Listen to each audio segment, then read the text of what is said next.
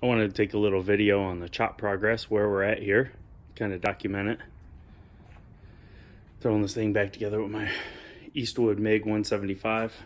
We had to fish mouth the A-pillars, slant them back a little bit, obviously cut them. We made a cut right through here on the A-pillar, doors.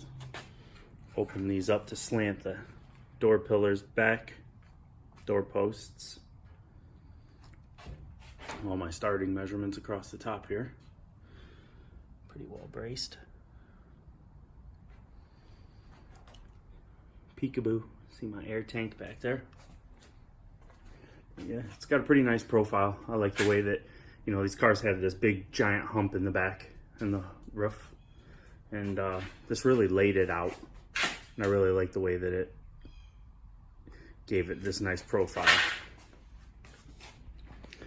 Here, I'd really like to, this back quarter window, it's going to be so short if I just bring this down and radius this, and it's going to make this gigantic sail panel basically from here all the way back, wrapping around to meet the 50 Ford back window that I'm putting on.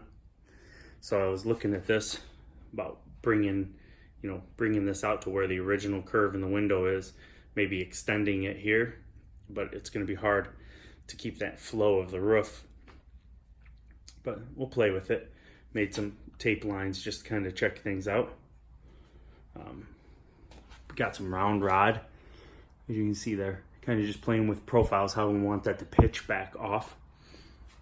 Looking like I'm going to probably end up taking about 3 inches. Cut all this this tray out, and then I'll probably bring it in 2 to 3 inches. I'm going to start with 2 and have that start the back window panel. So it kind of brings everything up, nice flow. Otherwise, we're trying to make too hard of a, if you look down that, we're trying to make too hard of a bend and then come back into where the deck lid. I just think it's going to make a nice meltier flow there for that. But yeah, that's where we're at right now. Just getting ready to, got the back all braced up and getting ready to cut out the package tray and start playing with moving a little bit more metal.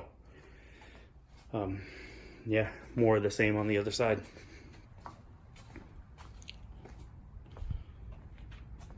Ended up cutting out a set of 49 clear Cadillac marker lights and making new mounts for the turn signals.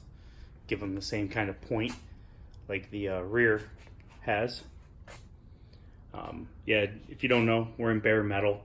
There's a lot of really bad body work done on this car originally.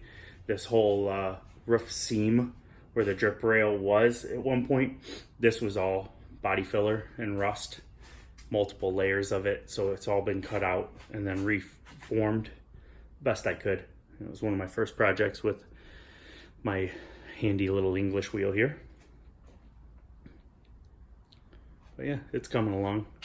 Just gonna play around with more proportions and get things to look the way that I want them to look.